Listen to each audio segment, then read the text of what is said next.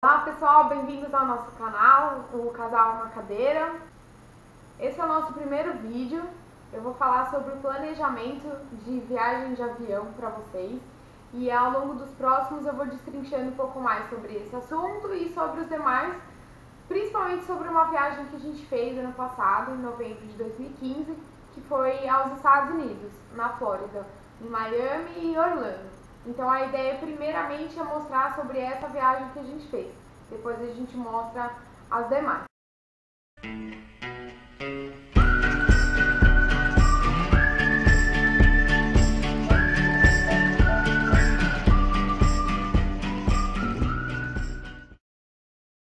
A primeira coisa que vocês têm que fazer na questão do planejamento é entrar em contato com a companhia aérea e informar a necessidade que vocês têm em relação à deficiência.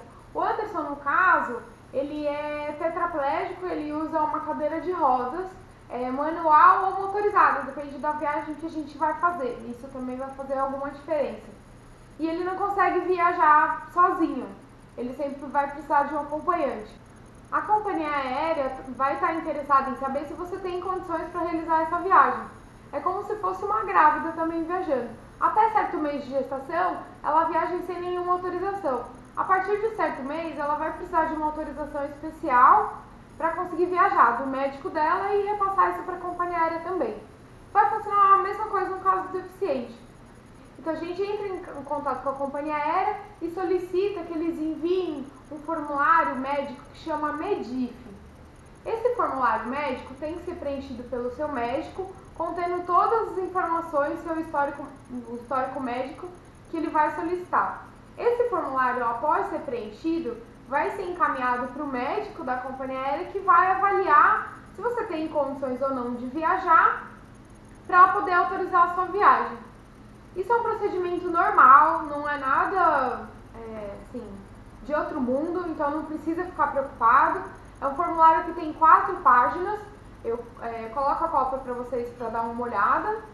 Então, a partir desse formulário, eles vão avaliar e, principalmente, a maior dica que eu vou dar nesse vídeo para vocês é a possibilidade de ter um desconto para o acompanhante do deficiente físico.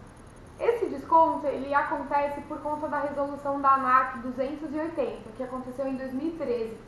Essa resolução vai colocar para vocês que um deficiente, um idoso que não tenha condições de viajar sozinho, ele coloca um desconto para o acompanhante desse deficiente de no mínimo 80% da passagem do acompanhante. Então é uma grande notícia aí.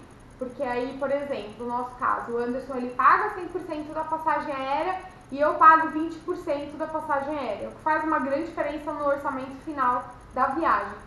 Isso vai acontecer para companhias aéreas que são brasileiras. Então, tem uma série, uma porção, mas as principais a gente pode colocar a Azul, a TAM, a Gol, a Avianca, a Passaredo, no nosso caso, que a gente utiliza bastante. Então, essas são as companhias aéreas e outras demais brasileiras que vão ter que atender essa resolução da ANAC para obter esse desconto, ok? Mas desde que o deficiente precise e necessite de um acompanhante. Isso vai estar justificado dentro do formulário médico que você entregar para a companhia aérea. O mais bacana é que isso vai valer tanto para viagens domésticas, ou seja, feitas aqui dentro do país. Se você vai, sei lá, de São Paulo para o Rio de Janeiro, do Rio de Janeiro para Brasília, enfim, qualquer destino dentro do país, ou se essa companhia aérea brasileira fizer um destino internacional. Então, no nosso caso, por exemplo, a gente já foi para o Chile e a gente já foi para os Estados Unidos, tudo aplicando esse mesmo desconto, ok? Então, a partir do momento que você enviar esse formulário para a companhia aérea, ela vai te autorizar e você vai poder correr atrás desse desconto.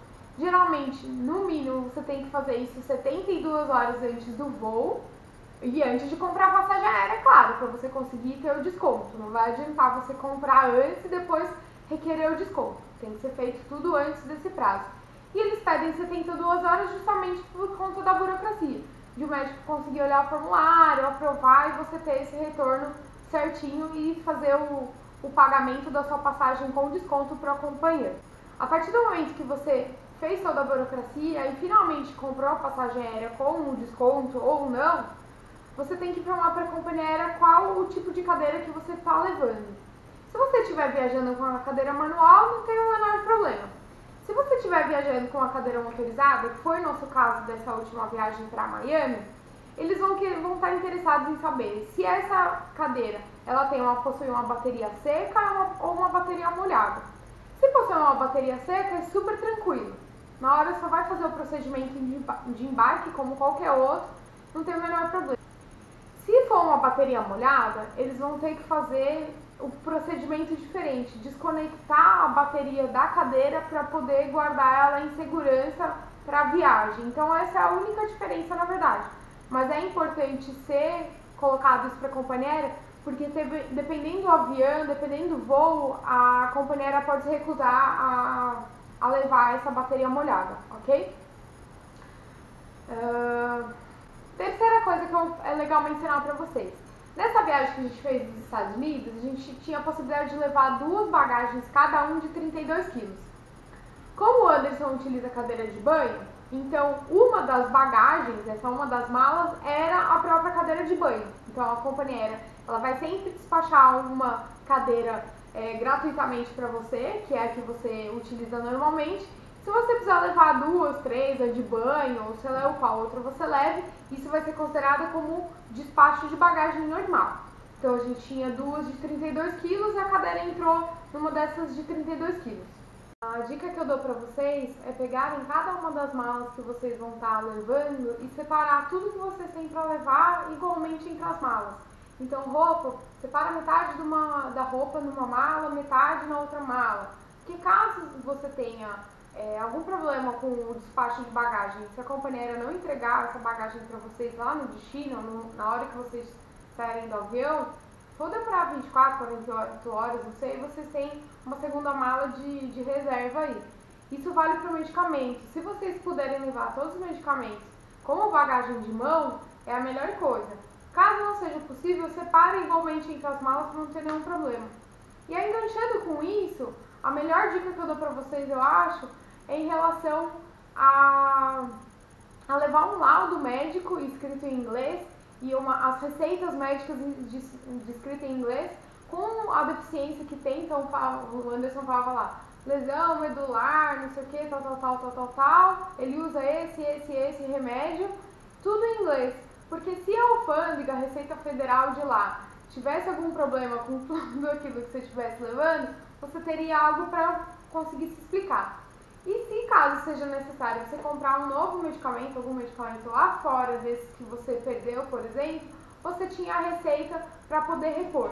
Então isso é muito precioso, não esqueçam de fazer isso. Consultem um médico um pouquinho antes de viajar para ter uma data próxima à viagem e leve isso em inglês se possível. Não esqueçam de levar o cartãozinho de estacionamento que a gente usa aqui no Brasil lá para fora, porque ele vai ser bem útil para vocês poderem utilizar também. Por enquanto é isso, esse foi o vídeo sobre planejamento de viagem de avião. Se vocês tiverem alguma dúvida, por favor me escrevam que eu tento detalhar isso melhor para vocês. No próximo vídeo eu vou falar sobre a questão do embarque, do banheiro dentro do avião e o desembarque. Espero vocês nos próximos vídeos, um beijo e até a próxima!